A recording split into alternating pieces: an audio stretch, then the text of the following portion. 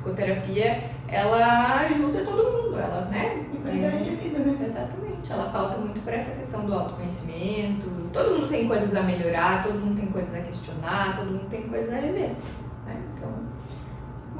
Bom dia, boa tarde. Boa noite, conforme. Boa noite. Quem estiver ouvindo esse podcast, seja adotada a saudação que você mais achar adequado ao horário que você estiver ouvindo. Um olá, né? Uma boa tarde, um bom dia. Bom, essa é a proposta do Podcapto, né? Um podcast do Centro Acadêmico. E a gente vai estar trazendo conteúdos de psicologia feitos por estudantes para estudantes e também pessoas já formadas, pessoas que saíram do curso já estão atuando, para trazer informações da vida profissional, da vida na psicologia, para a gente poder conhecer um pouquinho mais e entender um pouquinho mais para além das aulas. Profissionais com experiências, profissionais com vivências, vários tipos de abordagens, temas, discussões, aquilo que agrega a nossa formação. Hoje a gente já tem uma primeira convidada, que eu abri com chave de ouro. Eu sou suspeito para falar dessa profissional que já está aí na minha vida há 7 anos. E com vocês, Maiara Cadaburo Weber. Obrigada pelo convite, pessoal. Fico bem feliz em participar dessa iniciativa, parabenizar vocês por essa iniciativa e dizer para o pessoal da importância do estudar, né? Do quanto o profissional da psicologia precisa estudar. Isso eu já aprendi com vários profissionais que eu me espelho, que o estudo salva vidas, né? E a gente, a nossa profissão é uma ciência, como a gente acabou de falar. Então a gente ajuda as pessoas a buscarem uma qualidade de vida melhor e a gente muitas vezes consegue, entre aspas, salvar a vida de alguém com aquilo que a gente se coloca, né? Então estudem, se especializem e escutem podcasts. Bom, Mayara, quiser se apresentar um pouquinho, falar um pouquinho sobre a sua atuação, as suas formações. Sim, eu me formei na PUC, né? Então também sou egressa da PUC, eu me formei em 2012.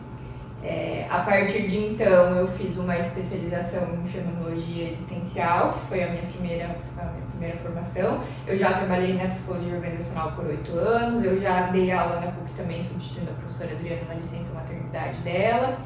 E a partir de então eu venho estudando, eu venho me colocando e me especializando naquilo que eu acredito ser importante para a minha demanda atual. Então eu fiz essa especialização em fenomenologia existencial, depois eu fiz uma formação em terapia cognitivo-comportamental e também acabei de finalizar uma especialização, uma formação em terapia comportamental dialética, que é o que a gente chama da DBT, que é uma abordagem que está em bastante evidência para tratar transtorno de personalidade borderline e casos graves, como ideação suicida, enfim, hoje em dia ela vem sendo bastante estudada para isso. Então, não é que existe uma salada de fruta de abordagens, não é sobre isso. Mas eu acho que a principal questão da gente que lida com o ser humano e lida com processos de outras pessoas é a gente aprender a olhar pra gente mesmo, entender o que está faltando, entender o que a gente pode fazer para agregar para a nossa profissão. A psicologia é uma das coisas mais importantes da minha vida, né? Claro que existem outras esferas que eu também dou importância, mas o meu trabalho é algo fundamental. E eu quero fazer diferença na vida dos meus pacientes, eu quero trazer para eles melhor, eu quero trazer uma melhora na qualidade de vida. E eu já entendi que para isso eu preciso me especializar, eu preciso ser cada dia melhor, né? É um dos preceitos da DBT, dessa abordagem, que é fazer mais e melhor todos os dias. Então, eu, enquanto profissional, acho que isso é fundamental. Então, eu estudo, participo de grupos de estudos. Aqui na clínica, nós somos profissionais que gostam muito de estudar, então a gente se encontra, a gente faz grupos, a gente estuda junto, a gente faz debates. Hoje em dia, eu também dou supervisão para outros profissionais, que é uma coisa que eu gosto bastante. E atendo adolescentes e adultos aqui na clínica já há 10 anos. Que agora é o que eu trabalho, né? Psicologia clínica. Então, meu único trabalho hoje.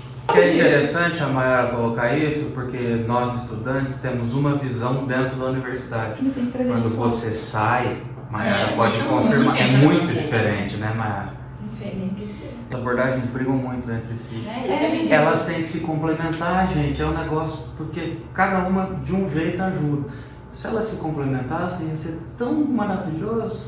mas devido a teorias e teóricos e... É que eu vejo assim, tem uma questão de que as pessoas, elas colocam muito a psicologia não como uma ciência, mas como um processo, uma filosofia. E aí elas se negam a colocar isso como um método, mas como ali só uma questão de autoconhecimento, de análise. E ó, lembra que é um podcast, então não é uma entrevista. Vocês, enquanto acadêmicos, podem complementar isso. Exatamente. Bom, Então, vamos lá. Acho que já ocupa bastante coisa, né? Mas você falou uma coisa bem interessante agora, que é essa questão do estudo enquanto na profissão, né? Nós que acadêmicos, a gente está, eu vejo, né, tem essa ótica que a gente está estudando, mas é um estudo diferente porque a gente precisa daquilo para se formar, né? É uma base, né? É uma base, exatamente. Você leva tranquilamente isso para a tua profissão, como você vai atuando na questão do estudar, ou você encara isso como uma cobrança, por exemplo, de que eu preciso estar atualizado o tempo todo, e até sendo, por exemplo, você se formou em específico na existencial no primeiro momento e agora partiu até para novos horizontes. Como você conseguiu organizar isso e conseguir levar isso sempre, o estudo de uma forma muito tranquila, muito leve, por exemplo? Eu vou te dizer assim, ó, que esse meu processo de, entre aspas, trocar de abordagem, ele não foi um processo fácil. Ele foi um processo que foi doído, porque, e assim, a fenomenologia existencial, ela é a minha base, ela é a minha, uma você teoria, ainda faz exatamente, tipo, eu não me arrependo nem um pouco e eu faria de novo e eu olharia para isso de novo, porque eu sei que é uma base importante para a minha prática. Mas a própria prática em si, o próprio movimento que a gente faz de atender e de ver as demandas que acontecem, as coisas que a gente vai ouvindo, as coisas que a gente vai tendo que lidar ao longo da nossa prática, faz com que a gente entenda que a gente precisa ser mais e melhor a cada dia. Então não é que eu acho que a fenomenologia faltou, mas eu sempre achei que eu precisava melhorar, que eu precisava trazer mais recursos para lidar com as minhas questões do dia a dia na clínica. Trazer respostas que às vezes nem tudo abarca, né? Acho que nenhuma psicologia, nenhuma abordagem vai responder absolutamente tudo que é demanda do sujeito, né, gente? E eu não acho que a gente tem que ser enraizado em uma coisa só. Eu acho que a psicologia ela é tão ampla, existem tantos estudos novos que estão surgindo, existe tanta coisa bacana e significativa que vem sendo estudada e que vem sendo trazida, que pra mim só tem a agregar. E eu já tenho novos horizontes de novas coisas que eu quero estudar, que eu quero me colocar. Então eu não acho que a gente tem que ser enraizado em uma coisa só, e sim sempre buscar o melhor para o nosso paciente. Às vezes para o Carlos isso vai ser melhor, para fulana vai ser uma outra coisa melhor. Então as terapias elas tendem a agregar, né? Uma psicologia baseada em processos é o que eu acredito, assim. E pensando no início da sua carreira profissional, assim, recém-formada, como que se deu esse processo? Foi muito difícil? O próprio atendimento clínico ali sozinha, sem a supervisão de um professor, como que foi para você? Isso é bem complexo, é bem complicado, porque a gente sai da faculdade e tem um mundo aqui fora. Um mundo de situações que muitas vezes a gente não se deparou na faculdade, porque não teve tempo para isso, porque não chegou essa demanda até nós. E a professora Adriana foi bem importante para mim depois desse processo. Ela me ajudou muito a continuar olhando para mim depois disso. Então, buscar supervisão, buscar profissionais mais experientes, buscar grupos de pessoas que são mais experientes, me ajudou muito, né? E se eu pudesse dar um conselho para vocês que estão na faculdade ainda e que um dia vão chegar a esse término, é isso.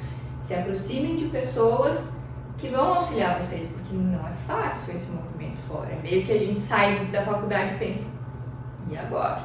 Né? E eu sei porque, assim, hoje em dia eu atendo pessoas que estão terminando psicologia, já atendi pessoas que terminaram, eu dou supervisão clínica, então a gente sai da faculdade e tem um mundo aqui, um mundo cheio de coisas estranhas, né? Que a gente precisa se colocar. É interessante também pensar, não sei como que você tem esse olhar, por exemplo, há 10, 11 anos atrás, quando você se formou, a psicologia era vista de um jeito.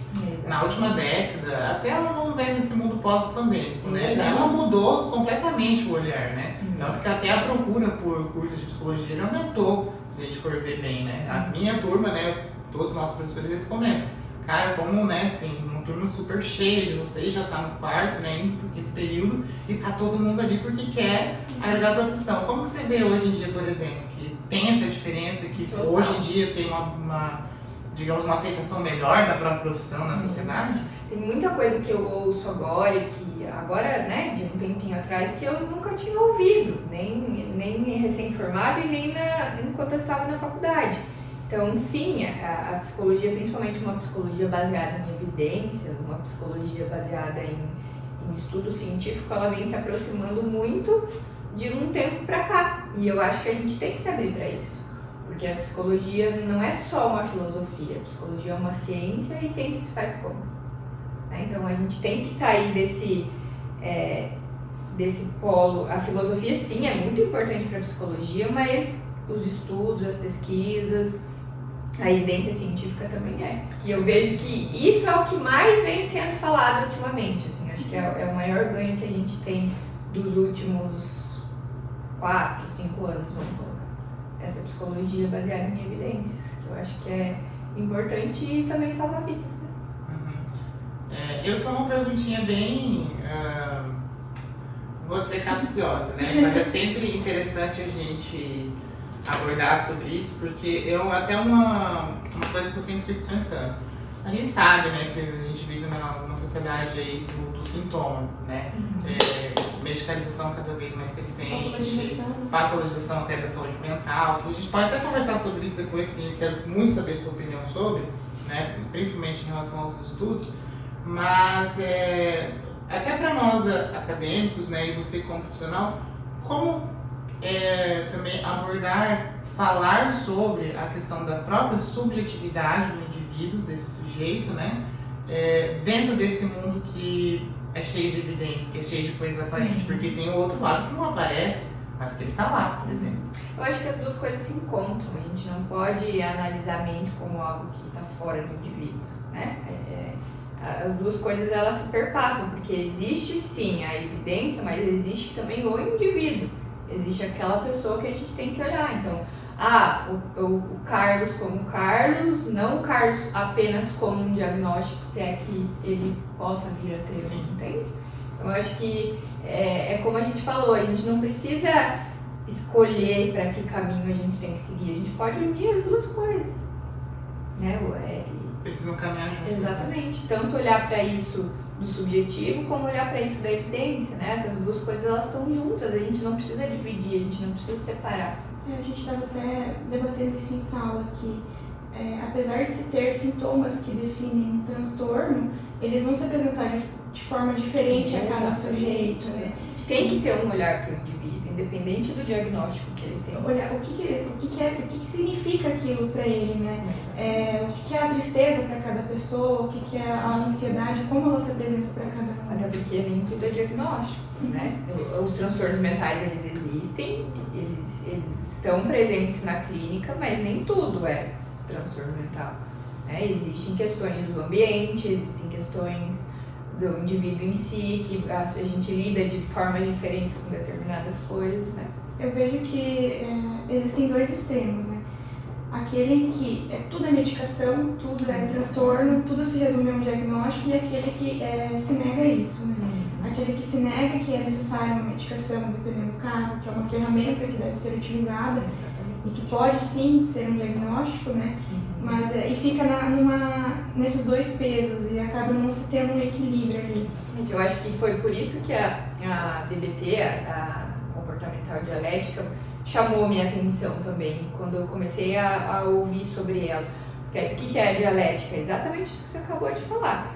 São dois polos opostos onde a gente precisa fazer uma síntese disso. Então eu acho que a gente, enquanto profissional, tem que buscar essa síntese, tanto que a DBT ensina isso para os pacientes, você fazer disso uma síntese. Então é esse equilíbrio, é a gente olhar para as duas coisas, a gente não precisa ser radical, a gente não precisa partir para um polo, a gente pode fazer uma síntese disso e assim a gente tem muito mais a ajudar o nosso paciente, né? Então eu acho que negar transtorno mental é uma coisa péssima. Perigosa. Exatamente, negar medicamento também, Mas também olhar só para isso não é legal, né? Porque a gente precisa olhar para o indivíduo, a gente precisa olhar para aquela pessoa que se apresenta ali. É bem pertinente você ter abordado isso, por exemplo, né, Mayara? Essa questão do negar, às vezes, um diagnóstico desse transtorno que é possível, né? Só que, em contraponto, né, que a Mayara falou, a gente tem muito essa questão da medicalização da própria saúde mental. Hoje em dia, como que você observa isso em relação à sua profissão, até com outros profissionais que também você possa trocar experiências, você conversa, dessa questão de saber o limiar entre um paciente que realmente precisa ser encaminhado com medicalização e um paciente que está num sofrimento, às vezes, muito grande, mas que ainda não seja o momento de uma medicação, por exemplo. Não que a gente vá decidir isso, né? Porque a gente considera que todo paciente é livre, se seja necessidade de procurar um outro especialista, né, por exemplo, um psiquiatra, um neurologista, né, na área da saúde, toda a informação é válida. Mas para a psicologia, como que a gente, né, consegue começar a entender esse processo? Porque é um limiar muito estreito, né? Eu acho que é justamente isso, é o olhar do paciente e o nosso se especializar em direção a isso. A nossa prática, como a gente conduz o nosso processo como paciente, de entender a hora que está na hora de buscar um psiquiatra, como fazer esse movimento, as tentativas em direção a isso, né? É realmente o nosso trabalho. É a gente se colocar em direção a isso, e hoje em dia isso mudou muito, assim, acho que essa questão de 5 anos para cá também, a visão que a psiquiatria tem da psicologia. Então essa parceria de um tempo para cá, ela vem sendo muito significativa. Você acha que os psiquiatras estão conseguindo olhar um pouco mais agora? Todos os dias eu recebo pessoas entrando em contato comigo para marcar terapia vindo de psiquiatras. Aqui na clínica a gente tem um grupo de estudo onde 2 psiquiatras participam junto com a gente. Teve uma aproximação da medicina. Por quê? Porque já foi comprovado que a psicoterapia também trata. A psicoterapia é um tratamento e a psiquiatria olha para isso, né? Então, tem casos onde a gente não precisa medicar, que só a psicoterapia vai fazer com que o paciente evolua, com que o paciente chegue a uma melhora. Tem situações onde o tratamento combinado é mais importante, é mais significativo, né? Eu acho que hoje em dia os profissionais de outras áreas estão vendo a importância das pessoas fazerem psicoterapia para complementar o tratamento, né? Então essa parceria com a psiquiatria eu acho que ela vem sendo bem significativa, porque como eu disse para o Carlos antes, a gente geralmente está com o paciente 1 vez por semana, o psiquiatra não está. O psiquiatra não está acompanhando semanalmente as evoluções e assim, todos os dias eu discuto o caso com um psiquiatra. A gente fala sobre as demandas e, cara, isso é maravilhoso. Você falando nessa questão de estar toda semana com o paciente, né? E pensando num tratamento combinado. Aí vem a importância do psicólogo também entender de psicofarmacologia. Por mais que ele não passa a medicação, ele não prescreve um tratamento medicamentoso, ele entender aquilo que é do sujeito e aquilo que é consequência de uma medicação, eu acho que é extremamente importante. É uma premissa básica, né? De saber o que esse remédio vai causar nessa pessoa. Dependendo do jeito que ela chega em terapia, se ela vem medicada antes, vai agir de uma forma, se é medicamento de outra. Existe uma coisa na psicologia chamada psicoeducação, que é o que mais a gente faz dentro de um processo psicoterápico. Então, a gente ajudar o paciente a entender o que ele está sentindo ali é muito importante. Então, sim, a gente precisa entender sobre medicação, a gente precisa entender alguns efeitos colaterais, a gente precisa entender que reações que isso pode dar, para a gente poder ajudar o paciente a lidar com isso, porque senão o que ele faz? Abandona o tratamento. E muitas vezes isso não é ideal. Então, a gente precisa entender como um todo, a gente precisa sim estudar medicações. Então, isso que você trouxe é bem importante mesmo, porque às vezes a gente está enraizado ali naquele contexto, mas não. A psicologia é muito ampla. A gente precisa olhar para o indivíduo que está aqui junto com a gente e olhar para a demanda dele. Se ele iniciou uma medicação, como que eu não vou entender sobre isso? Como que eu não vou estar ali auxiliando ele nesse movimento? É super válido a gente, né, ressaltar. Esse episódio está sendo gravado no mês de setembro, né? A gente sabe que tem a campanha aí do Setembro Amarelo e não tem como a gente não falar sobre, né, o suicídio, falar sobre esse sofrimento psíquico tão grave, né, para quem já teve pessoas próximas que conseguiram cometer o ato, pessoas que um dia já pensaram sobre isso, né, de ceifar a própria vida em relação ao sofrimento psíquico, ou qualquer outro tipo de transtorno que possa ter acompanhado, né? É uma questão que existe. Né? Ela existe. Como que você consegue manejar isso na clínica, Maia? Você, por exemplo, já atendeu muitos pacientes com ideação suicida? Sim, né, isso é bem frequente. Muito mais do que eu acho que é falado. E, né, claro que hoje em dia isso melhorou muito, né? Talvez que aumentou com o tempo? Não, eu não sei se a gente pode dizer que aumentou. Talvez agora as coisas estão sendo mais discutidas. Está sendo falado sobre isso, né? Mais colocadas, mas sim. Dando visibilidade. Né? Exatamente, né? Então, o nosso... O que eu vejo que é mais importante num processo que envolve essa questão da ideação suicida é o manejo que a gente tem sobre isso. Porque nesse manejo a gente pode salvar a vida do paciente. E uma coisa que eu aprendi uma vez com uma professora minha, Karina, que ela fala muito sobre... Ela trabalha muito com essa questão do suicídio, que ela sempre dizia assim pra gente, se tem vida, tem jeito. A gente não pode desistir de auxiliar o nosso paciente porque ele tá ali precisando da nossa ajuda. Então a gente ter o manejo de se colocar em direção a isso pode salvar vidas de uma forma bem significativa. Aí a gente volta de novo para aquela amplitude de estudo, de entender sobre, né, sobre o indivíduo, sobre o que ele tem, sobre o ambiente que ele vive, sobre o que a gente pode fazer para auxiliar eles. Eu trabalho muito com plano de segurança na clínica de pacientes com ideação suicida. Então a gente estrutura um plano de segurança junto com o paciente para ele saber o que ele precisa fazer quando a ideação vir, pro parente, para a pessoa que está junto com ele também saber, para eu saber o que eu tenho que fazer. Então é como se a gente travasse um contratinho ali, fizesse um plano de segurança junto para olhar para isso. Como é que você monta isso, por exemplo? Você tem que contatar todas as as pessoas próximas desse paciente, a rede de apoio. Sempre a gente precisa ter contato. Sempre que a gente começa um novo atendimento, a gente precisa ter o contato de alguém da família. Mesmo que aquela pessoa não venha até nós com ideação suicida, mas a gente não pode medir isso, a gente não sabe o transcorrer desse processo. Então o único jeito que a gente pode quebrar sigilo é quando a gente percebe que a vida do nosso paciente ou de terceiro está em risco. Então, para esse manejo de ideação suicida, essa rede de apoio ela é fundamental e a gente precisa estar alinhado a isso. Então, não é só eu e o paciente, mas sim a rede de apoio que está fora ali. Então, a gente precisa estar bem engajado nesse processo para poder ajudar o paciente de uma forma efetiva. E o psiquiatra junto, né? Toda essa... E no caso de uma pessoa que ela não tem uma rede de apoio fortalecida, ou por vezes não tem uma rede de apoio, a pessoa acaba sendo sozinha, não tem muitos vínculos estabelecidos, às vezes uma própria família não se aproxima. Como que é feito esse processo? O processo ele é dificultado dentro disso, mas sempre acaba existindo um amigo, alguém que um vizinho, alguém que pode auxiliar, porque é a pessoa que nos ajuda a escolher quem vai ser a rede de apoio dela. Então, isso acontece sim, não posso dizer que é muito comum, mas é comum, acontece. Mas a gente precisa encontrar alguém que nos... uma pessoa. Exatamente. Talvez, por exemplo, deixa eu entender.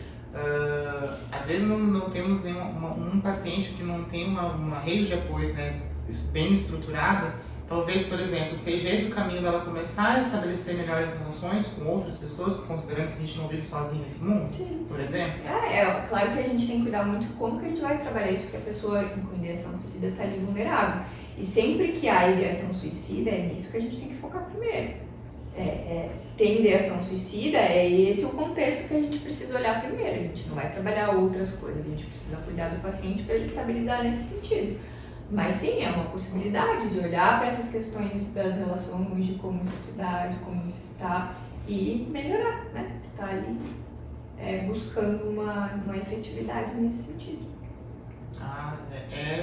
primordial, né? Porque a gente não vai conseguir realizar o nosso trabalho sozinho. A rede de apoio é bem importante. O psiquiatra, alguém da família, o amigo, né? Um contexto é importante, é fundamental. É porque a pessoa está aqui uma vez por semana, né? Digamos assim, para fazer a psicoterapia. Mas os outros dias, os 6 dias da semana, e a gente também tem a nossa vida, sobre, né? Tipo, a gente, enquanto profissional, também tem a nossa vida. Enquanto você pode estar ali com ideação suicida, eu posso estar atendendo você, e aí? Né? Então a gente precisa estruturar. Por isso que esse plano de segurança é bem importante. Porque nele está bem estruturado o que a gente vai fazer, com quem a gente vai entrar em contato primeiro, se aquela pessoa não nos atender, para quem que a gente vai ligar depois, que estratégias que eu posso utilizar para me ajudar a tolerar esse mal-estar. Enfim, a gente vai criar junto com o paciente todos os passos que ele vai dar em direção a isso. No caso, você disponibiliza o seu contato particular, alguma coisa para alguma atriz, uma situação mais grave? Isso é individual, né? A gente não pode dizer que é uma regra, mas todos os meus pacientes, todos, sem exceção nenhuma, têm o meu contato. Então, isso para mim é bem importante, assim, eu acho que também perpassa por vínculo. Então, todos os meus pacientes têm meu contato.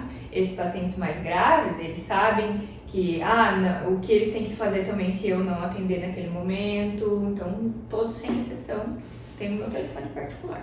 A gente tem uma pergunta do nosso público geral. Fala, Rafa! Cara, nesse sentido da rede de apoio, veio uma situação para mim assim, e em casos em que a pessoa já tentou, a rede de apoio, como que fica? Você já não sei se você já teve essa experiência de atender alguém com ela, né? Como que fica a situação dessa rede de apoio? Né? Claro, a pessoa ali sim, mas a rede de apoio como fica? Porque deve ser uma situação bem complicada, né? Claro, a gente sempre encaminha essas pessoas para buscarem ajuda também, mas o meu trabalho ele é bem participativo. Então, para mim não tem problema nenhum chamar um familiar, ensinar ele como manejar, ouvir também o que ele está sentindo, porque o ambiente ajuda muito a gente a ajudar o paciente. Então, quanto mais aquela pessoa que está do lado dele sabe como manejar e está bem, melhor vai ser para o nosso paciente, né? Então, o meu trabalho ele é bem amplo, ele perpassa pelos familiares e pela pessoa também, né? Claro, tudo com autorização do paciente, né? Tudo bem estabelecido ali com aquela pessoa. Show. Mas é um trabalho em conjunto, né? Eu acho que isso é o mais legal.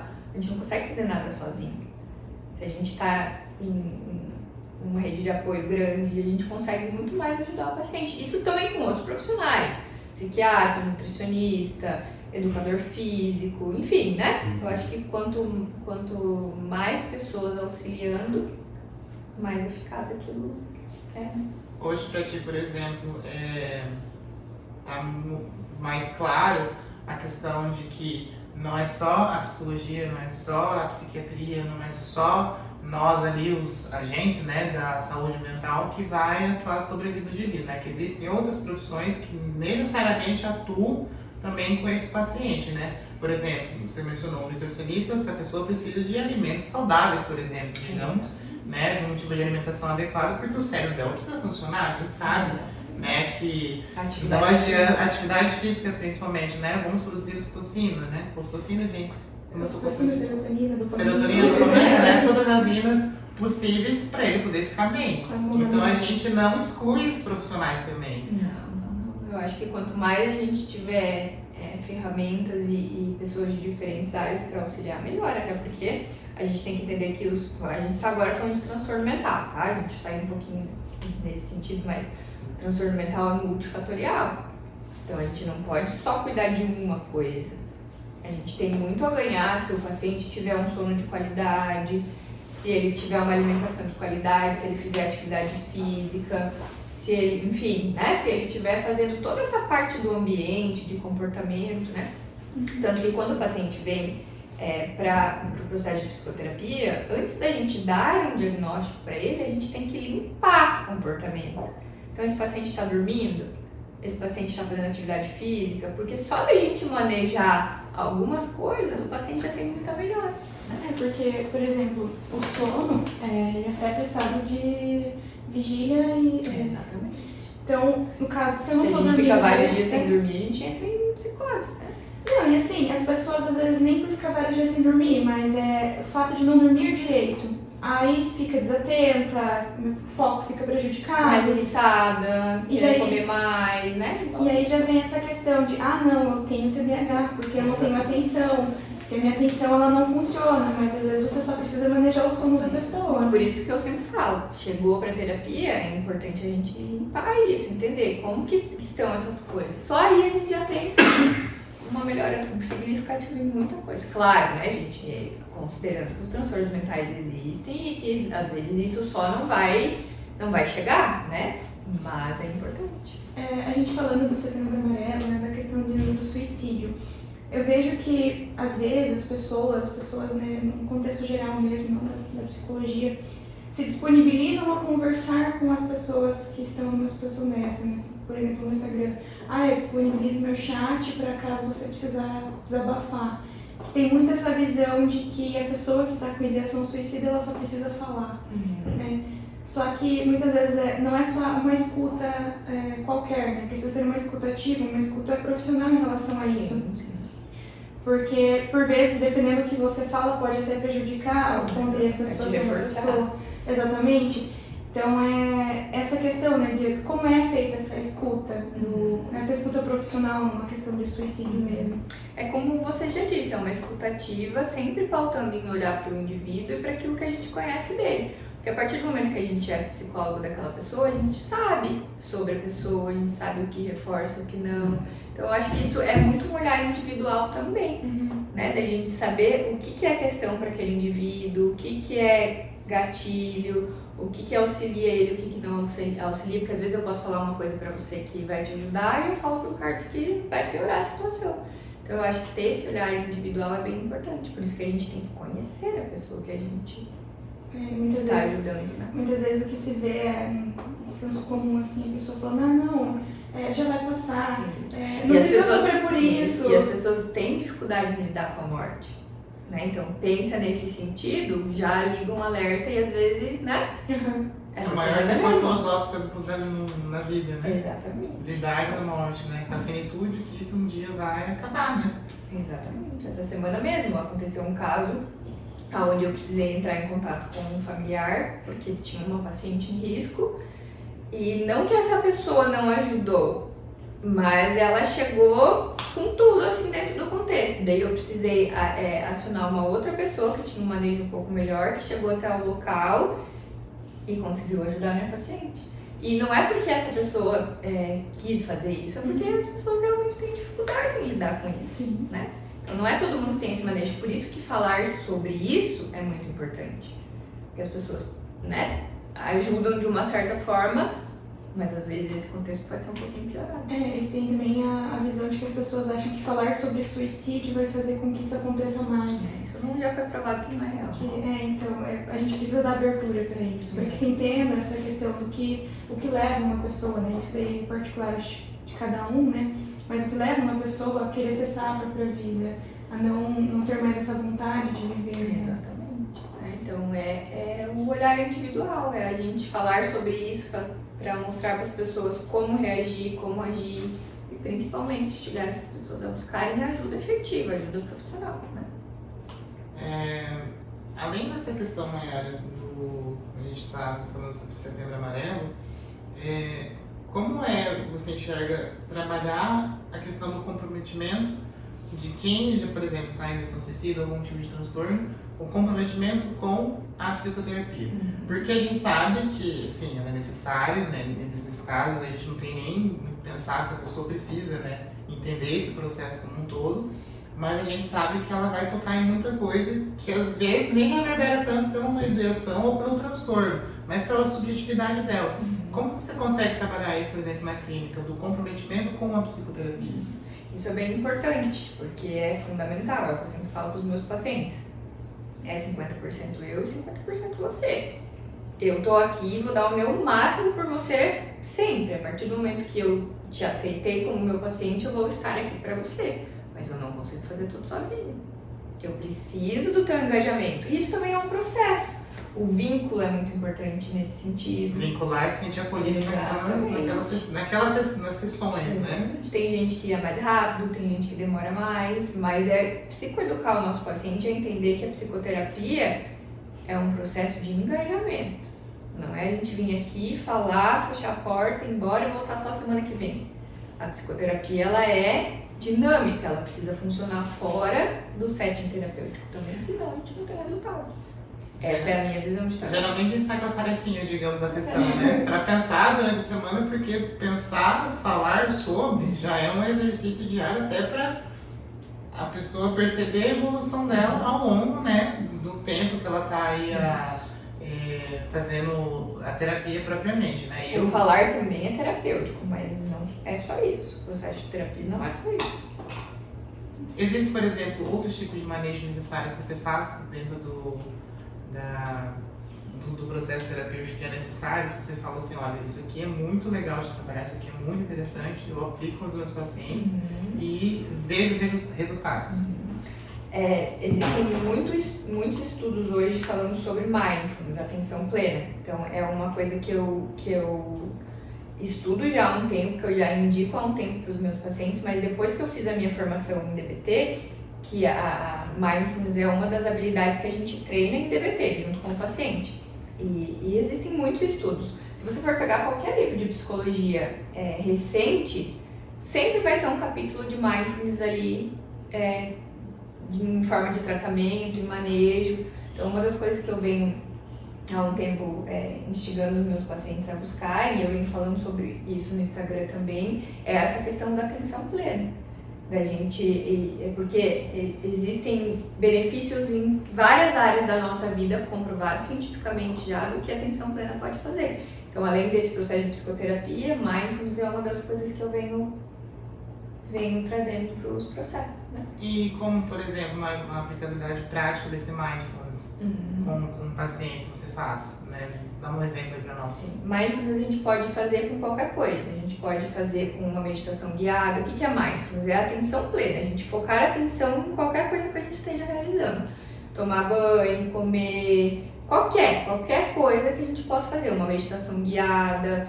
É um processo onde a gente vai adquirir essa habilidade de focar em uma coisa só. Hoje em dia isso é comum? Ou a gente faz 500 coisas ao mesmo tempo? Né? Então, isso tem evidências de que isso traz melhoras significativas em regulação emocional, em tolerância ao mal-estar, em vários processos psicológicos que tenham a beneficiar o paciente. E isso tem, por exemplo, um momento de crise, que a pessoa às vezes está com uma emoção muito exacerbada e tentar aplicar isso para dar uma... Com certeza. É uma estratégia bem significativa. Então, estudem sobre isso. Se quiser, olha lá no meu Instagram, tem bastante conteúdo. Eu e a Catiane falamos bastante sobre isso lá. Existem muitos podcasts falando disso, muitos livros. Como eu disse, qualquer livro recente de psicologia, principalmente das terapias cognitivas, tem um capítulo sobre mindfulness lá. Então, façam isso. E não é impossível. E mindfulness não é aquela coisa de a gente meditar, fechar o olho. Não tem nada a ver com isso. É a gente focar a atenção em dirigir, em tomar essa água, em colocar a atenção aqui, em colocar a atenção no nosso paciente, a gente direcionar a atenção para alguma coisa. No caso, o mindfulness, ele também traz a questão do autoconhecimento, né? Sim. Por quê? Porque faz com que a gente... Existem também mindfulness focados para as emoções. Então, se eu estou sentindo uma tristeza, uma raiva, eu foco nisso, eu olho para isso, eu me acolho nesse sentido. Então, mindfulness é um processo que daria um podcast só pra gente discutir sobre, porque tem várias formas, né? Mas busquem olhar pra isso que...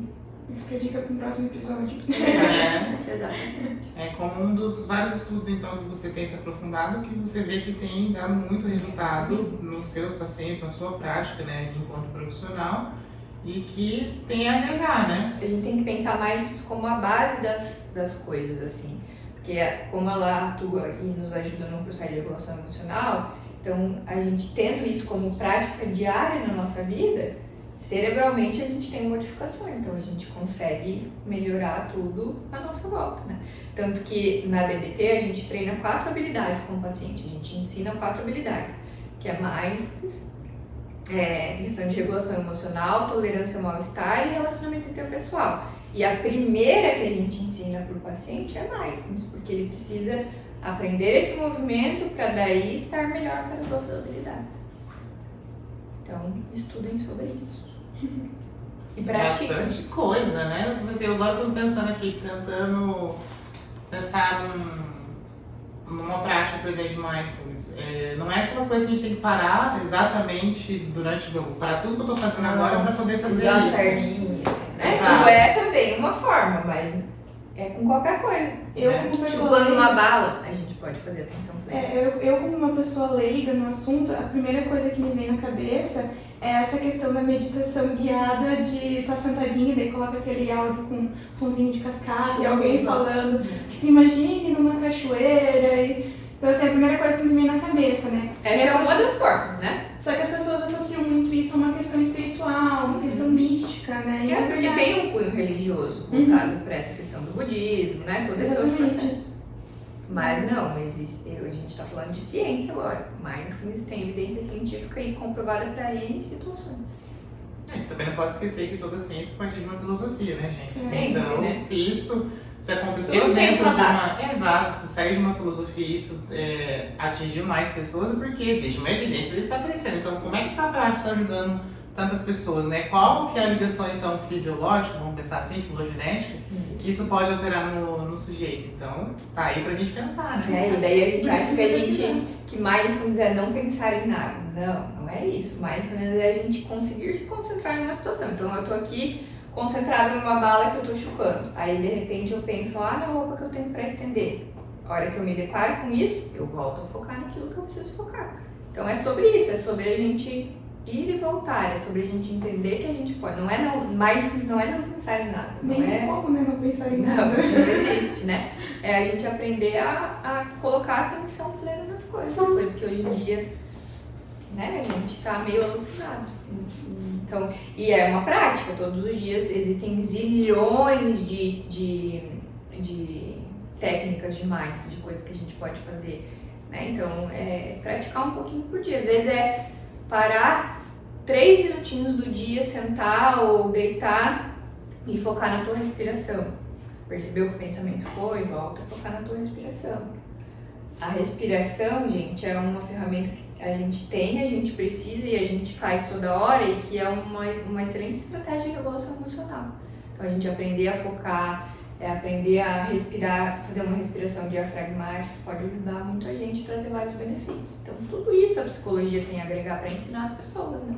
Porque não tem como você separar um estado emocional do organismo, né? Do orgânico.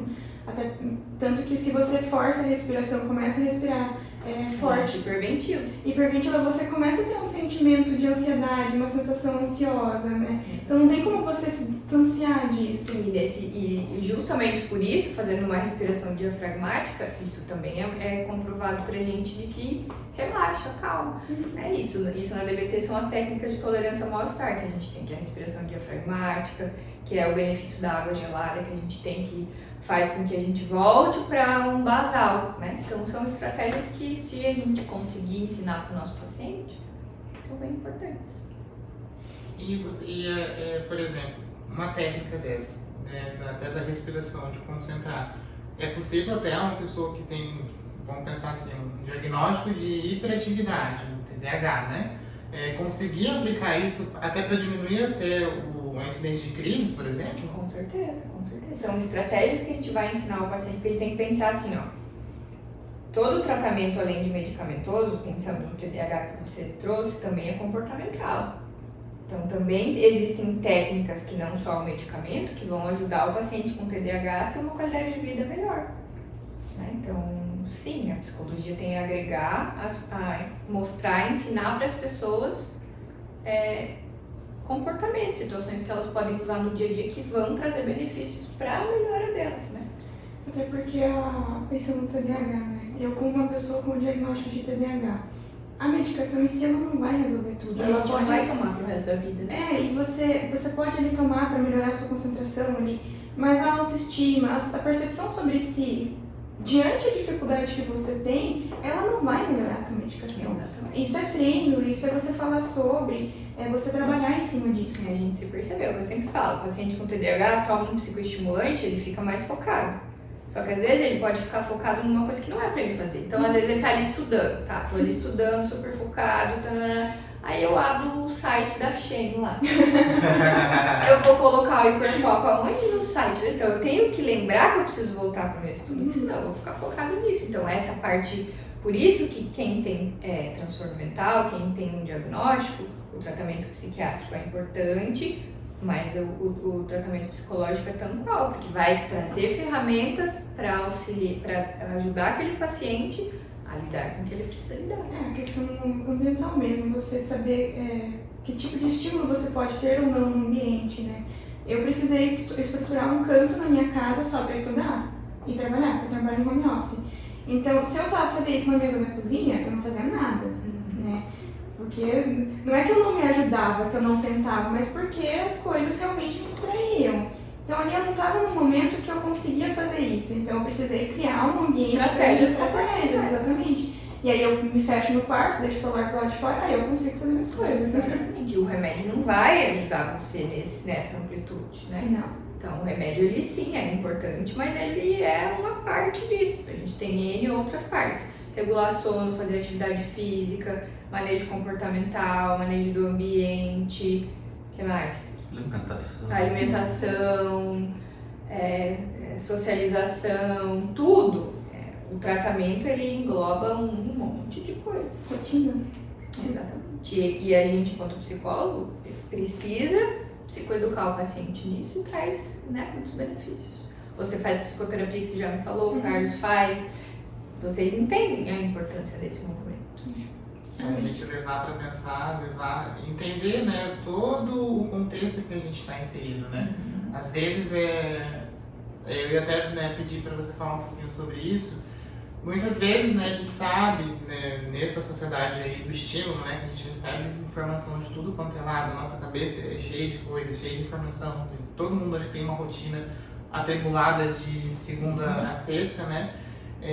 Mas a gente conseguir entender o foco, que existem certos espaços, por exemplo, certos trabalhos, rotinas, que a gente pode ficar mais propenso a sentir uma ansiedade maior, que a ansiedade por si só, ela é natural, né? Nunca vai deixar de ter, né? Nunca vai deixar de ter, mas que pode despertar outros tipos de sentimentos que não são tão benéficos, né, para a saúde, que vai tirar o nosso foco, vai deixar a gente triste, vai deixar a gente, né, fora do nosso prumo muitas vezes, mas que é possível voltar. Isso não significa que é um transtorno mental. Exatamente.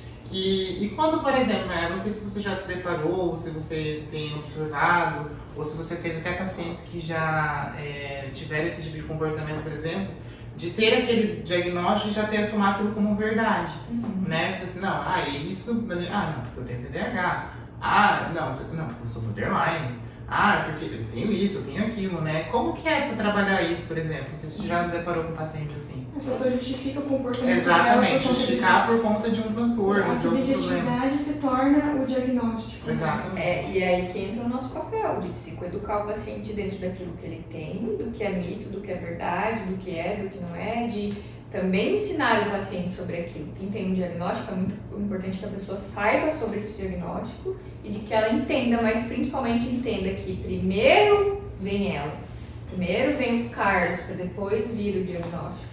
E esse é mais um papel importante da psicologia. E existem casos em que a pessoa nem tem o diagnóstico, mas ela quer ter para usar como uma desculpa, uma coisa assim também?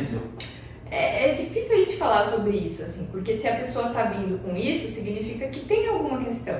Significa não necessariamente diagnóstico, mas existe um sofrimento. Só da pessoa já vir com essa intencionalidade, né? Então a gente vai ajudar a pessoa a entender, a desmistificar isso, a entender por que da importância disso. Porque sim, os diagnósticos existem, os transtornos existem, mas nem todo mundo tem. A grande maioria das pessoas não tem, né? Mas se há um comportamento desse, significa que tem alguma coisa que a gente, enquanto profissional, precisa ajudar a pessoa a olhar, né? Mas como hoje em dia isso está sendo muito falado, é muito fácil da gente ver critérios, né? Vocês, não sei se vocês já estudaram DSM na faculdade, mas a gente acha que a gente tem tudo. Sim. Todo mundo tem uma característica de alguma coisa. Todo mundo tem um pouco de autismo, todo mundo tem um pouco de hiperatividade, todo mundo tem um pouco de psicose. Só o que diferencia a pessoa de ter um transtorno ou não? A intensidade, a frequência, se é clinicamente significativo ou não. Então precisa, em várias áreas da vida, prejudicar a pessoa significativamente para ter um diagnóstico. Eu vejo também que hoje em dia as pessoas associam muito o transtorno a uma condição genética, uma condição biológica.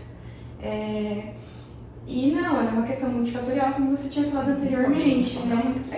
Então, muitas vezes você tem a predisposição, sua família tem, alguém da sua família tem, mas o que vai definir ou não é o que você viveu, o estímulo do ambiente. Como você leva a sua vida, né? Se faz uso de drogas ou não, se dorme bem, se faz atividade física, se é a qualidade das relações, né? As pessoas, eu vejo que acontece muito, até mesmo dentro do curso da psicologia, de naturalizar muito, reduzir muito o sujeito ao biológico, né? Essa questão do transtorno. E aí vem, né, volta a questão da medicação, né? Não, se é algo biológico, então eu resolvo com uma medicação. Sendo que às vezes nem com condições biológicas se resolve só com medicação. Por isso que a gente, assim como o diagnóstico é multifatorial, o tratamento também é. Né? O tratamento também envolve várias coisas. E como é perigoso, né? Porque, por exemplo, a gente tratar até essa questão do transtorno mental só do lado, né, do filogenético, né, se for, né, tem evidências de que tem uma predisposição e tudo mais, a gente sabe, entende, mas a medicação ela é quase um tiro no escuro, né?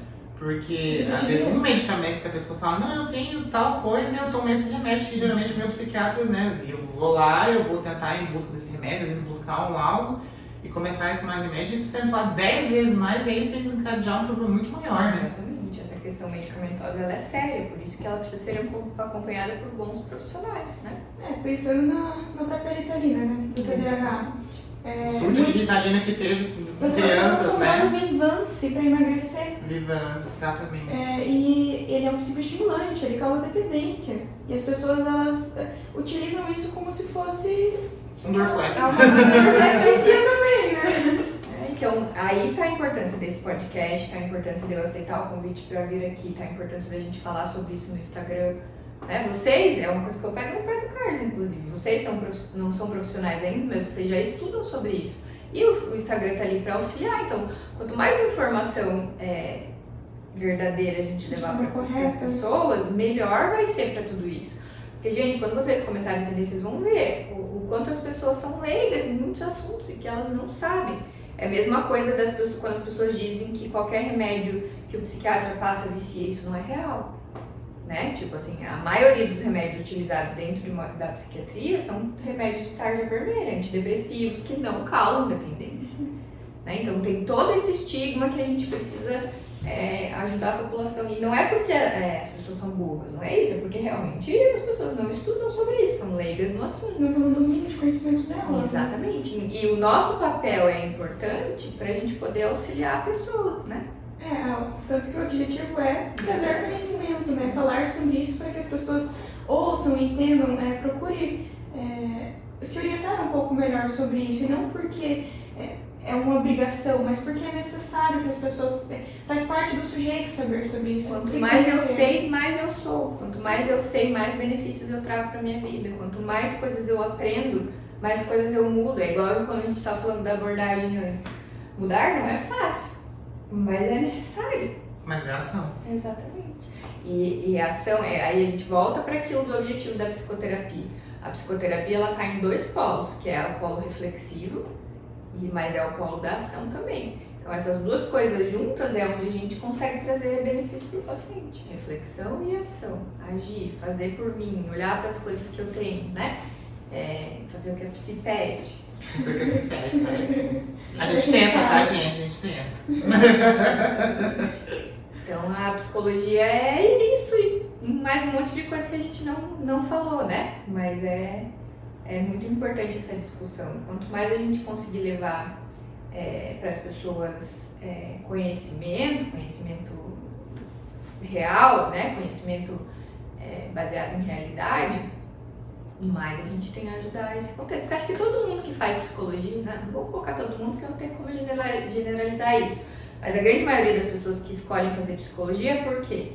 Porque querem auxiliar as pessoas, que querem ajudar as pessoas a ter uma qualidade de vida melhor, e isso em qualquer área da psicologia, na área organizacional, na área da clínica, na área jurídica, né? O objetivo principal é trazer melhora, trazer alívio, trazer auxílio para as pessoas. Então Então, pra gente até encaminhar para o nosso fechamento, que o papo tá maravilhoso, a gente ficaria aqui mais 3 horas. Mas a gente precisa almoçar, né? Liberar a nossa profissional também, né? Porque ela também é gente, ela também tem as suas necessidades e outros campos, né? Da nossa vida. Exato, o pessoal tem vida. Mayara, deixa eu fazer uma pergunta assim, no contexto geral, até pra gente dar um encerramento bem legal assim. O que você pensa, por exemplo, daqui, na sua prática atual, do que você quer alcançar, de como que você quer que o seu trabalho reverbere cada vez mais, o que você pensa, por exemplo, de onde a psicologia atual quer que esteja mais para frente, como que você encara isso, quais são aí suas angústias e sonhos, né? Porque a gente também sonha, a gente também sempre pensa o melhor pra gente, pra poder fazer cada vez o melhor, né? Exatamente. Como o meu foco, a princípio, né? Eu digo a princípio porque a gente muda muito, né? A gente faz escolhas diferentes. A clínica, o meu foco principal é ser cada vez mais e melhor como profissional da área clínica, como profissional para ajudar os meus pacientes. Eu sempre digo assim, que a gente precisa ter valores na vida. Isso algumas abordagens da psicologia trazem bastante, como a DBT, como a ACT, que a gente estava falando antes, né? Ter valores, saber o que é importante pra gente, saber aonde a gente quer chegar, saber o que a gente quer construir, saber o porquê que eu tô aqui hoje num sábado de manhã gravando podcast. Então, ter valores e entender os meus objetivos do porquê eu quero ser uma profissional mais e melhor cada vez, eu acho que é bem importante para ajudar a gente a empurrar e seguir o nosso caminho, né? Aquilo que faz sentido pra gente. E como eu disse, a psicologia faz muito sentido pra mim. Então, eu quero fazer diferença na vida dos meus pacientes. Eu quero ganhar dinheiro também, eu também dependo, né? Isso também é um valor. Mas receber uma mensagem de um paciente que fala, Mayara, consegui realizar isso, isso deu certo, eu tô melhor. Isso fez sentido, né? Exatamente, entender que a gente tá conseguindo ajudar alguém. Eu acho que é isso que me impulsiona, assim. Então, cada feedback positivo que eu tenho de pacientes, de profissionais, pra mim é bem significativo, é o que me empurra a estudar, a buscar cada vez mais ser uma boa profissional. Então, eu tô nessa busca, né? Acho que a gente nunca pode se definir 100%, mas eu acho que o meu papel na vida dos meus pacientes é significativo, é importante, e eu espero cada vez mais ser uma boa profissional. Não sei se eu respondi a tua pergunta, mas respondeu. E ela é excelente, gente. Inclusive, assim, quem tá aí pensando em fazer psicoterapia, quem precisa, tem outros profissionais aqui na clínica também. exatamente. Profissionais, assim, competentíssimas naquilo que fazem. Que tem valores parecidos. Exato. Segue lá o arroba, tem o arroba da Mayara, que é Mayara C. Weber. Isso, Mayara C. Weber com Y, Mayara, né? Isso, e Weber com W. Weber com W, arroba Clínica Humanitas, né? E segue o nosso Instagram lá no Podcapto, né? A gente vai fazer o Instagram à parte ou a gente vai? Acho que é do Centro Acadêmico. Vai ser do Centro Acadêmico. A gente vai divulgar tudo isso muito em breve. Mayara, a gente não tem palavras para te agradecer por esse momento, por esse espaço. A gente sabe como é a agenda, a gente sabe que fim de semana também a gente quer descansar, a gente quer, né, respirar. E obrigada por ter oportunizado, né, de puxar de olho no nosso Instagram, nosso podcast. Vai pro Instagram também. Vai pro Instagram também, claro, vai ter muitos recortes aí, a gente quer muito engajamento, que é um trabalho para vocês, né, nosso tempinho aqui também precioso, para divulgar informação, para falar de psicologia, para falar de coisa boa, né? Exatamente, eu que agradeço. Né? Eu também agradeço a vocês por esse movimento e eu digo assim, comportamento para se manter tem que ser reforçado. Então, pessoal, reforcem o trabalho do Centro Acadêmico e dessas pessoas que estão aqui, porque eu acho que isso é bem, bem importante. E continue. Né? Talvez no começo pode ser um pouquinho difícil, mas façam isso, façam a parte de vocês. Acho que se todo mundo fizer um pouquinho, é importante. Então, muito obrigada e contem comigo para outras conversas, outras reflexões. Até o próximo episódio. Nós não temos palavras para agradecer, mas nós temos um brigadeiro certo? Já tem com granulado de chocolate meio amargo, sem granulado de café. Ela adora café. Pro meu almoço. Já vi. E dizer pro pessoal ouvir, né? E contribuir nesse sentido de movimentar o podcast, né? Pessoas se engajem nisso. Exatamente. Eu acho que quem ouve, quem estuda, quem se coloca, tem muito a ganhar. Então aproveitem essa iniciativa do centro acadêmico e participem junto com eles, porque dá trabalho isso, né? Querendo ou não, é um tempo que vocês dedicam, não só por vocês, mas também pelos outros.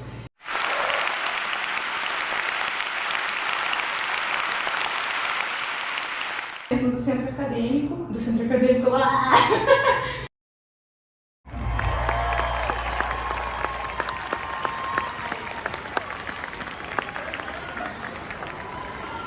O objetivo é espalhar o conhecimento. Exatamente. Não só como uma coisa, pelo contrário, né? Fugir dessa questão elitizada, mas dar esse conhecimento a todos. Quanto mais eu sei, mais eu sou.